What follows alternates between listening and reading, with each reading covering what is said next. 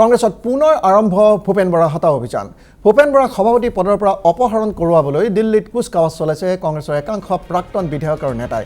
এই সন্দৰ্ভত প্ৰতিক্ৰিয়া প্ৰকাশ কৰে ভূপেন বৰাই। মোক সভাপতিৰ পদৰ পৰা আঁতৰাবলৈ দলৰ নেতৃত্বই এটা হোৱাটছআপ মেছেজ কৰিলেই হ'ব। সভাপতি হ'বলৈ কোনো দিনে কোনো নেতা কৰ্মীৰ চহী বিচৰা নাছিল বুলি মন্তব্য কৰি ভূপেন বৰাৰ হুংকাৰ, জনতা ভৱনলৈ যোৱাৰ দিনা এৰি যাম সভাপতিৰ চকী। আমি পুনৰ জনাইছো, কংগ্ৰেছত পুনৰ আৰম্ভ হৈছে ভূপেন বৰা হতা অভিযান। ভূপেন বৰাক সভাপতি পদৰ পৰা অপহৰণ কৰোৱাবলৈ দিল্লীত কুচকাৱাজ চলাইছে কংগ্ৰেছৰ একাংশ প্ৰাক্তন বিধায়ক আৰু নেতাই। আৰু এই সন্দৰ্ভত প্ৰতিক্ৰিয়া প্ৰকাশ কৰে ভূপেন বৰাই। মোক সভাপতিৰ পদৰ পৰা আঁতৰাবলৈ দলৰ নেতৃত্বই এটা হোৱাটছএপ মেছেজ কৰিলেই হ'ব। সভাপতি হ'বলৈ কোনো দিনে কোনো নেতা কৰ্মীৰ চহী বিচৰা নাছিল বুলি মন্তব্য কৰি ভূপেন বৰাৰ ওলটা হুংকাৰ, জনতা ভৱনলৈ যোৱাৰ দিনা মই নিজেই সভাপতিৰ চকী এৰি যাম।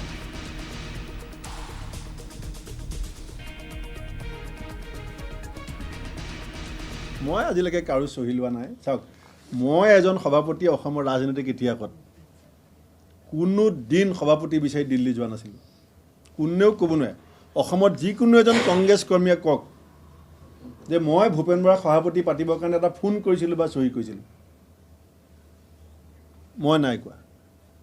আৰু মই মোৰ নেতাক কৈ থোৱা আছে যে মোক সভাপতি অপসাৰণ কৰিবৰ কাৰণে আপোনাৰ এটা হোৱাটছআপ মেছেজেই মোৰ কাৰণে চাফিচিয়েণ্ট। সেইকাৰণে মই কেইদিন সভাপতি থাকিম ডাঙৰ কথা নহয়। সভাপতি এটা পদ নহয়, সভাপতি এটা দায়িত্ব। PCC president post is a great responsibility আৰু এটা সুযোগ, opportunity to serve the people of the state. মই ইয়াৰ পৰা সেইদিনা উঠি যাম যিদিনা জনতা ভৱনলৈ যাম। আপোনাক কৈ দিলোঁ, মই আপোনাক ক'লোঁ নহয়, মই সেইদিনা ইয়াৰ পৰা যাম যিদিনা জনতা ভৱনলৈ যাম। ভূপেন বৰা হতা অভিযান কংগ্ৰেছত আৰম্ভ হোৱাৰ কথা স্বীকাৰ কৰে দেৱব্ৰত শইকীয়াই। একাংশ প্ৰাক্তন বিধায়ক দিল্লীলৈ যোৱাৰ কথাও অৱগত বুলি ক'লে বিৰোধী দলপতিগৰাকীয়ে।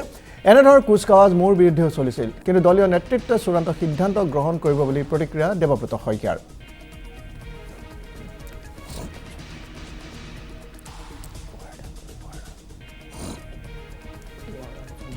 ইকনমিক টাইমছৰ এটা বাতৰি প্ৰকাশ পাইছে, কিন্তু মই এতিয়ালৈকে কোনো প্ৰাক্তন বিধায়কৰ সৈতে মোৰ সাক্ষাৎ হোৱা নাই এইকেইদিন। সেই গতিকে যদি গোপনীয়ভাৱে কৰিছে মই নাজানো, কিন্তু মোৰ হাতত তেনেকুৱা তথ্য একেবাৰেই নাই।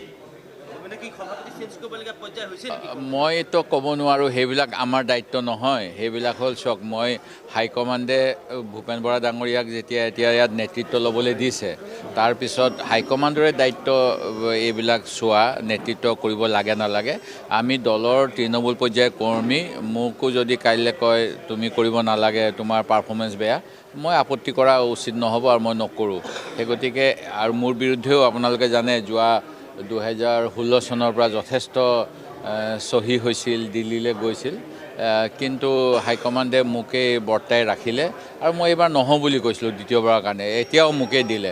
সেই গতিকে গোটেইবিলাক আমাৰ হাইকমাণ্ডৰ ওপৰত নিৰ্ভৰ কৰে আৰু হাইকমাণ্ডৰ নিজৰো কিছু ছিষ্টেম আছে।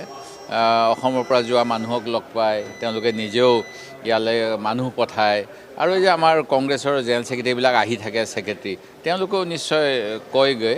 আৰু দলৰ ছিষ্টেমটোৱে তেনেকুৱা। এতিয়া মইতো মানে মোৰ বিৰুদ্ধে চহী হৈছিল, কিন্তু মোক হাইকমাণ্ডে ৰাখিলে। সেই গতিকে হাইকমাণ্ডে কি কৰে হাইকমাণ্ডে জানিব, মই মতামত দিবলৈ নোৱাৰিম। কেইবাটাও লবি, এটা লবিয়ে আনটো লবিক টনা আজোৰা কৰি থাকে বুলি মন্তব্য লখিমপুৰৰ বিধায়ক মানৱ ডেকাৰ।